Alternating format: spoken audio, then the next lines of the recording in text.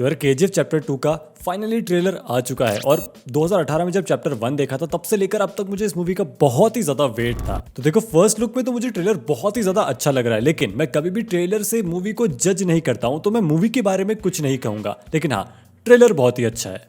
अब कुछ लोग होते हैं जो ट्रेलर ही इतना गंदा बना देते हैं कि कहना पड़ता है कि मूवी में मजा नहीं होगा। पर हाँ, मैंने इस ट्रेलर को फ्रेम बाय फ्रेम देखा है और काफी बार आगे पीछे करके कुछ डिटेल्स निकालने की कोशिश करी है, और जो मुझे डिटेल्स मिली है वो मैं आपके साथ शेयर करूंगा। और साथ ही मैं आपको ये भी बताऊंगा कि मेरे क्या थॉट्स हैं इस ट्रेलर को लेकर। तो अगर आप चैनल पर पहली बार आए हो तो चैनल को सब्सक्राइब कर दो। नहीं यार, ये तो उस चैनल पर रहता है। तो ट्रेलर की शुरुआत होती है उन मैडम से जो पिछली मूवी में रिपोर्टर बनी थी, और वो उसी इंसिडेंट की बात कर रही है जहां केजीएफ खत्म हुई थी, जब रॉकी भाई गरुड़ा के सर को धड़ से अलग कर देते हैं। तो इन मैडम का कहना है कि आप किताब आगे पढ़ेंगे क्या? तो जिस इंसान से वो ये सब कह रही है वो कहता है खून से लिखी हुई कहानी है, ये स्याही से नहीं बनेगी। तो ये जो कोट है जहां ब्लड और इंक को मेटाफर की तरह यूज किया गया है, ये काफी पुराना है, इसे लिटरेचर में काफी यूज किया जाता है। एक कोट है कि the purpose of literature is to turn blood into ink. इसका डीप मीनिंग तो मुझे नहीं पता, लेकिन मूवी में इसका यही मतलब है कि इस कहानी में बहुत खून बह चुका है और आगे भी बहेगा। खैर, जो एक्टर है वो मेरे फेवरेट विलन का रोल प्ले करने वाले एक्टर हैं प्रकाश राज। और पहले मैं बहुत ज्यादा कंफ्यूज था कि वो इस मूवी में क्या कर रहे हैं, क्योंकि मुझे लगा कि सर अनंतनाग ने जो कैरेक्टर प्ले किया था उनको ये प्ले करने वाले हैं इस मूवी में, वो अनंतनाग को रिप्लेस कर रहे हैं। लेकिन ऐसा नहीं है। आईएमडीबी पर कास्ट चेक करोगे तो पता चलेगा कि ये अनंतनाग सर के कैरेक्टर के शायद बेटे या भाई का रोल कर रहे हैं, क्योंकि दोनों ही कैरेक्टर्स का सरनेम सेम है। प्रकाश राज का कैरेक्टर इस बोर्ड पर देख रहा है जिस पर भारी इंफॉर्मेशन है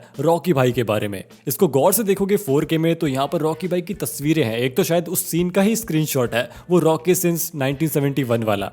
यहाँ पर कोलर गोल्डफील्ड का मैप भी है। इसके बाद कुछ पुराने कैरेक्टर्स के शॉट दिखाए जाते हैं। अब मैं आपको एक चीज बताना चाहता हूँ कि ये मूवी एक टर्न लेने वाली है, एक ट्विस्ट लेने वाली है। अब तक ये रॉकी के राइज की कहानी थी, लेकिन अब आपको बिट्रेयल, पॉलिटिक्स ये सब भी देखने को मिलेगा। तो ये जो पुराने कैरेक्टर्स हैं इनमें से कोई भी अपना असली रंग कभी भी दिखा सकता है। इसके बाद ट्रेलर में साफ दिख रहा है कि रॉकी कंप्लीटली टेक ओवर कर चुका है केजीएफ एम्पायर को, और अब रमिका सैन जो है वो अरेस्ट वारंट या शूट एट साइट ऑर्डर दे चुकी है रॉकी भाई के लिए, और पुलिस लिटरली इस फ्रेम में लोगों को पीट रही है। और मुझे तो ये लगता है कि रॉकी भाई की पूछताछ में उन्हें ये सब करना पड़ रहा है, पर केजीएफ का एड्रेस तो सबके पास है, फिर ये सब क्यों कर रहे हैं? एक चीज जो मैंने ट्रेलर में नोटिस करी है वो ये है कि केजीएफ में जो लोग काम करते हैं माइंड के अंदर, उन्हें काफी बार डरा हुआ दिखाया गया है, जबकि अब तो रॉकी भाई उनके साथ हैं और गरुड़ा मर चुका है। तो मेरी थ्योरी यही है कि अब अधीरा पूरी कोशिश में लगा हुआ है कि वो कैसे भी केजीएफ को अपने अंडर में कर ले, और शायद यहाँ उसने अटैक किया है क्योंकि गरुड़ा और उसका बाप अब दोनों ही नहीं रहे। ये एक्टर कौन है मैं जानता नहीं, वरना क्या रोल है इसका पता कर लेता।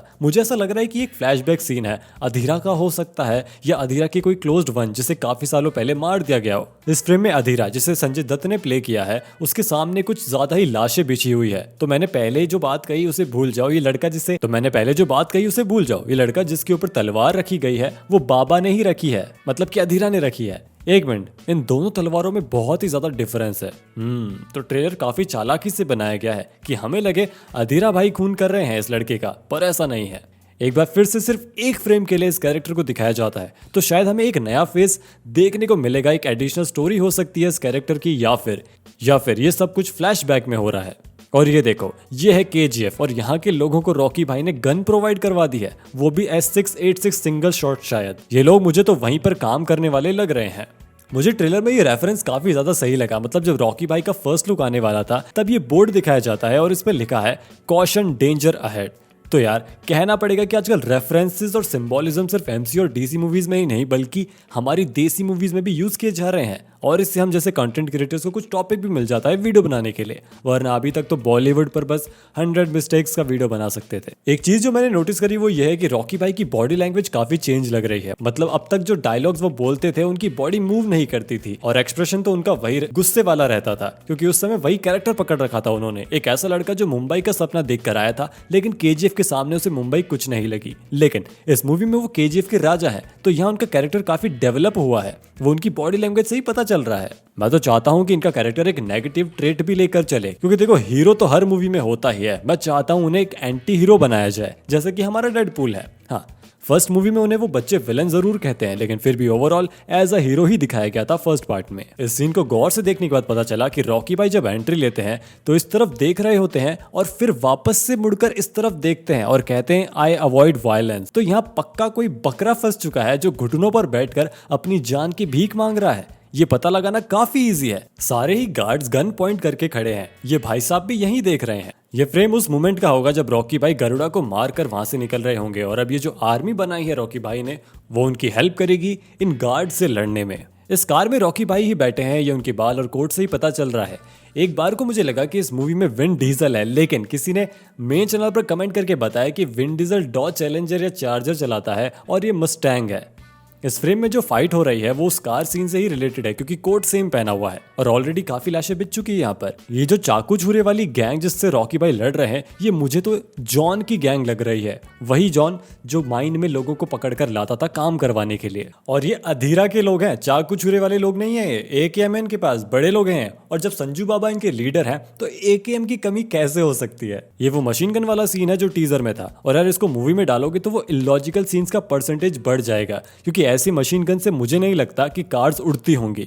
मैंने सोचा था टीजर के लिए शूट किया होगा, मूवी में नहीं दिखाएंगे। और यहाँ मुझे कुछ खास समझ में नहीं आया। ये जितनी भी जीप है ये पुलिस की है, ये तो कंफर्म है, क्योंकि यहाँ पर कुछ वैन्स भी खड़ी हैं और अगेन संजू बाबा ओपन जीप वाले गुंडे रखते हैं, और इन जीप के सामने एक पूरी फौज खड़ी है लोगों की। तो भाई रॉकी की जो जनता है वो इतनी आसानी से उन्हें अरेस्ट तो नहीं होने देगी। तो ट्रेलर में एक शॉट आता है जहाँ रॉकी भाई हेलीकॉप्टर से उतरते हैं और नगाड़े बज रहे होते हैं। ये शुरू में आता है, तो वो जगह ये है, ऐसा मेरा अनुमान है, क्योंकि यहाँ हेलीकॉप्टर है और ये गोल गोल चीजें नगाड़े ही लग रहे हैं मुझे तो। बाकी मुझसे कोई गलती हो गई तो माफ करना। इस फ्रेम में काफी कुछ छुपा हुआ है। नीचे गिरी लाशें उन लोगों की है जो अधीरा के लिए काम करते हैं, और यहाँ इस आदमी के हाथ में तलवार है, और अगेन हमने अधीरा के लोगों को इस सीन में तलवार यूज करते हुए देखा भी था। तो ये बंदा जो है वो संजू बाबा को AKM से मारने आ रहा था, और वो उसी की AKM पकड़ के उसे फेंक देते हैं। छोड़ो यार, ये AKM रहने देते हैं। रॉकी भाई की आर्मी पार्लियामेंट पर कब्जा करने पहुंच चुकी है। ये देखो पुलिस भाई साहब घुटनों पर बैठे हैं। ये वही ग्रीन शर्ट वाले लोग हैं जिन्हें थोड़ी देर पहले हमने अधीरा के लोगों को मारते हुए देखा था, और यहाँ ये बंदा इन लोगों पर शॉटगन एम कर रहा है। Are you serious? अभी भाग ही जाता इससे अच्छा। ये लो, यहाँ आमना सामना हो चुका है रॉकी भाई और अधीरा का, और ये है फाइनल फाइट जहाँ रॉकी भाई के पास गन नहीं है और ना ही अधीरा के पास है। तो मैंने थोड़ी देर पहले एक फ्रेम दिखाया था जिसमें मैंने कहा था कि रॉकी भाई के लोग पुलिस फोर्स के सामने खड़े हैं और यहाँ आर्मी उनके ऊपर मिसाइल शूट कर रही है। भाई ये किस लेवल की मूवी होने वाली है? ये कैसा वॉर है? और एक ही पार्ट में इतना कुछ दिखाएंगे कैसे? भाई मेरा तो दिमाग फट चुका है ये ट्रेलर देखने के बाद, और फ्रेम बाय फ्रेम देखने के बाद तो मैं और हाइप अप हो चुका हूँ, क्योंकि मुझे पता है कि मेरी आधी डिटेल्स तो गलत होने वाली है। और स्टोरी जितनी सिंपल लग रही है ना, उतनी सिंपल ये है नहीं, क्योंकि ट्रेलर देखकर तो ये लग रहा है कि जो रॉकी भाई है वो रमिका सेन और अधीरा के बीच में फंस चुके हैं। लेकिन क्या रॉकी भाई फंसे हैं या रॉकी भाई ने इन दोनों को घेरा है, ये मूवी देखने के बाद ही पता चलेगा। बैकग्राउंड म्यूजिक वही पुराना वाला लग रहा है। सिनेमेटोग्राफी जो है वो और भी ज्यादा डार्क और ग्रिटी लग रही है। संजू बाबा का लुक एकदम स्कैरी और आर्टिस्टिक है, ऐसा लग रहा है कोई रैपर है जो गुंडा बन चुका है। खैर मुझे नहीं पता कि मैं 14 तारीख तक मूवी का वेट कैसे करूंगा। एक काम करता हूँ, KGF पर खूब सारी वीडियोस बना देता हूँ, उसमें थंबनेल में लिख दूंगा KGF फ्लॉप, या कभी लिख दूंगा सलमान भाई सॉरी, और 15 दिन में सब्सक्राइबर्स ट्रिपल। खैर आपको ये वीडियो कैसी लगी कमेंट करके बताना। आपके कुछ सजेशंस हो चैनल के लिए तो वो भी कमेंट कर देना। वीडियो अच्छी लगी तो लाइक और शेयर कर दो, और हाँ चैनल को सब्सक्राइब के बिना कोई नहीं जाएगा। मिलते हैं अगली वीडियो में। And now I'm about to blow my pocket on a no chain. Left side of point like a sipping dose.